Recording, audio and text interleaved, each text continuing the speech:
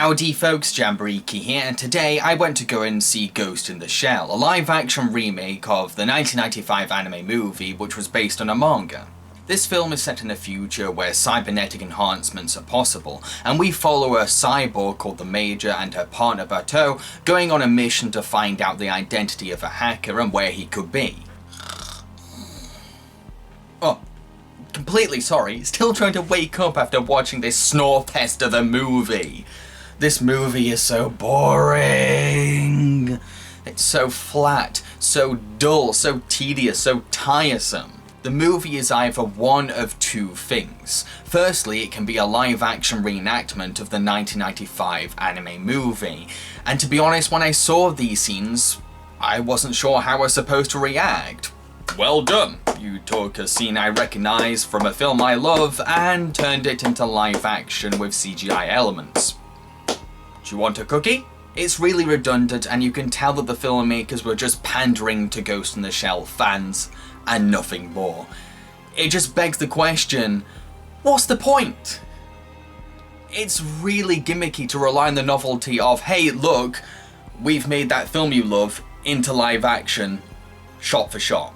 Second of all, the film can be your typical Hollywood revenge thriller. The same kind of story that we've seen again and again and again, and it's no different here. The only twist is that, well, our heroine is a cyborg, and that's it. So, I think I should address the elephant in the room. I can't avoid it any longer.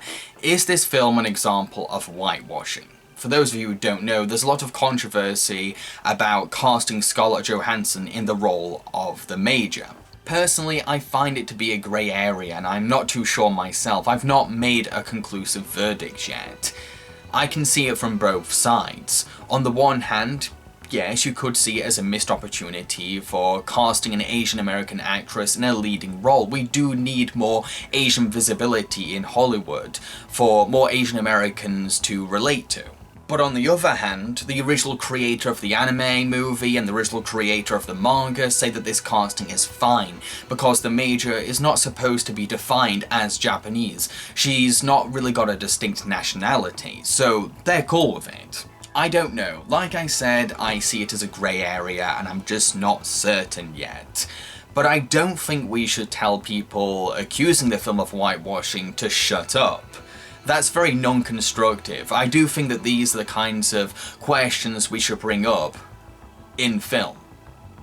I think it's important so that we can progress not only in the cinema but in society. So the question is, what do I think of Scarlett Johansson's performance as the Major? Well, to be honest, she's playing a different kind of character to the one in the original 1995 anime movie. This is just a typical action heroine shtick. But she's doing a good job at doing that. She's tough, but also sensitive.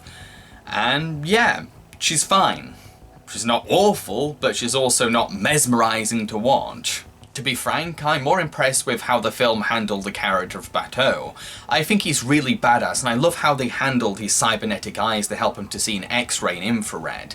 I was fearing that it was going to look really goofy, but I grew into it. I did like it. What I love about Bateau in this film is that you really do feel as if that he has this endearing fondness for the Major and really wants to look out for her. It's really sweet, and as I mentioned to him, makes him more than just an action hero. Now, the one reason I was actually excited for this movie was the casting of Beat Takeshi. For those of you who don't know, Takeshi Kitano is a Japanese filmmaker and actor, best known for directing art house and Yakuza action films, and starring as the teacher in Battle Royale. I am a huge Takeshi Kitano fan. I love the way he directs. It's very stylish but also subtle and nuanced.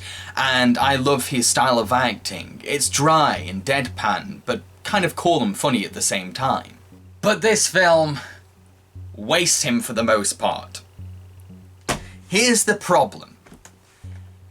He spends most of the movie sat in a chair talking in Japanese, and keep in mind he is the only primary character talking in Japanese. It's like someone just read the script to his translator and then his translator told the lines to Takeshi, And that was his performance. It's so phoned in! It's incredibly jarring seeing just one character talk in Japanese, and it makes it difficult to believe that he has any kind of relationship with the other characters because he's communicating in a different language. I just started thinking, okay, do the English characters know what he's talking about? And if they do, why don't they talk in Japanese back? And same to Takeshi's character, why isn't he talking in English if he understands English?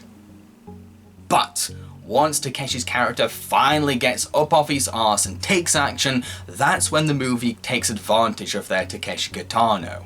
He gets to be cool, stoic and deadpan as he shoots people with one shot and gives one-liners. You're making a Hollywood action movie and waiting until the finale to take advantage of one of your biggest Asian action stars. I will admit that sometimes the film comes close to creating some kind of substance or impressing us, but these are rare moments. And I can't isolate these scenes and use them to reflect the film as a whole. That is not how film criticism works. That does not summarize the entire film experience. So yeah, this film falls flat and has no confidence in itself whatsoever. I didn't really have much hype for it in the first place, so I'm not too disappointed, but I'm annoyed that it almost made me fall asleep. I've been Jambareeqi and I hope you enjoyed this review. Feel free to support me on Patreon. Cheerio, folks.